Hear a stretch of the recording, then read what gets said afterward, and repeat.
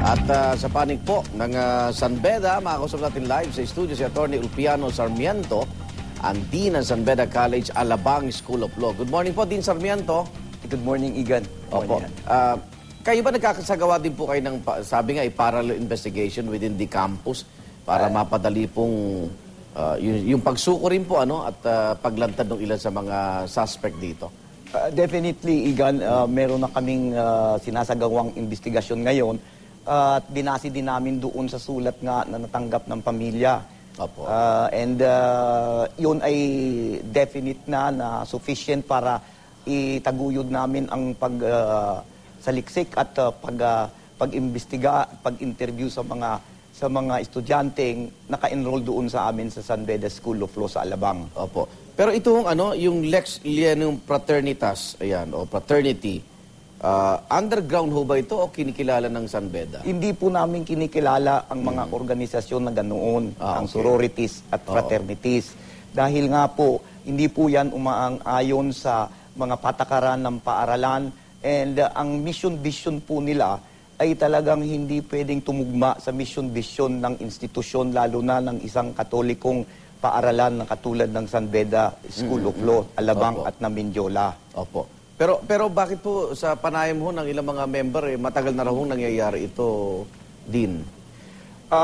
Mahirap mo talaga pong makontrol yan, although we are doing our best. Kaya nga po, ang isa sa aming mga ginagawa ay una pa lamang, pagpasok ng mga freshmen, sinasabihan na namin na hindi namin kinikilala ang mga organisasyon na ganun at yan ay pinagpabawal po namin. As a matter of fact, we do have some disciplinary action by mere membership sa mga tinatawag na fraternities na ito that historically has been involved in lawlessness and violence. Opo. Nakakuha na ho ba kayo ng yung letter daw ho, anonymous letter? Opo, meron na po kaming kopya, kaya nga po ang investigation namin will be based on the letter itself. That is why yung mga pangalan na naka-enroll, mga estudyanteng naka-enroll doon sa amin ay siyang padadalhanan namin ng notice of the administrative charges. Pati expulsion ho, Dean?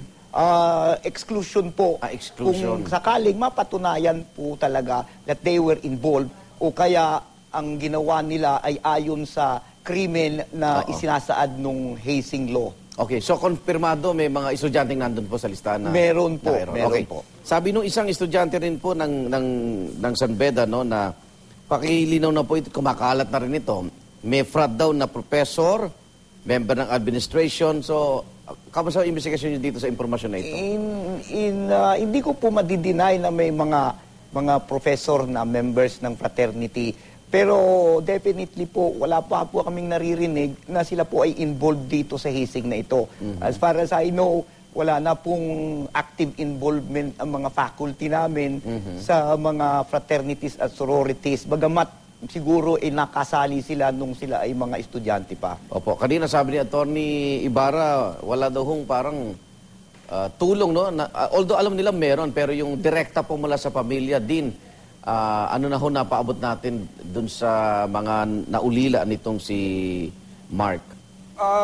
Meron naman po, hindi pa lang siguro nakakaabot sa kanila dahil yung mga estudyante mismo at ang administrasyon ay nag-pass the bag na nga, kumbaga sabi, for a contribution sa mga sa pamilya para to defer the expenses nga. Ano bang reaction dyan sa inyong community na sa loob ng 4 na buwan, 2 po ang nasawi dahil sa hazing, Dean? Ay talaga pong napakalungkot at ito ay siniseryoso na po talaga namin noong pa, nung nakaraan, at kahit nung hindi pa po nangyayari ang mga kaganapan na ito, kaya namin talagang hindi maaaring kilalanin ang mga fraternities at sororities nga dahil dyan sa mga pinaggagawa nila na hindi tumutugma sa misyon at objektibo ng isang katolikong institusyon ng katulad ng San Beda. Okay. Siguro din nanonood po ngayon sa Tarlac yung pamilya po ni Mark at walang pagkakataon na magkaharap-harap kayo. Baka may mensahe kayo sa pamagitan po ng programang ito na maiparating at maibsan naman yung kanila pong kalungkutan sa ngayon. Opo, we definitely sympathize at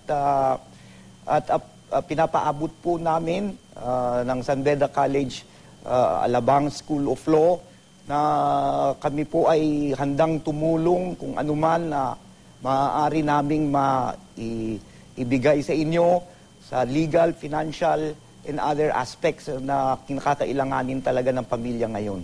Okay. Dean, maraming salamat po. Good morning. Maraming pong salamat. Attorney Ulpiano Sarmiento po, Dean ng San Beda College, Alabang, School of Law.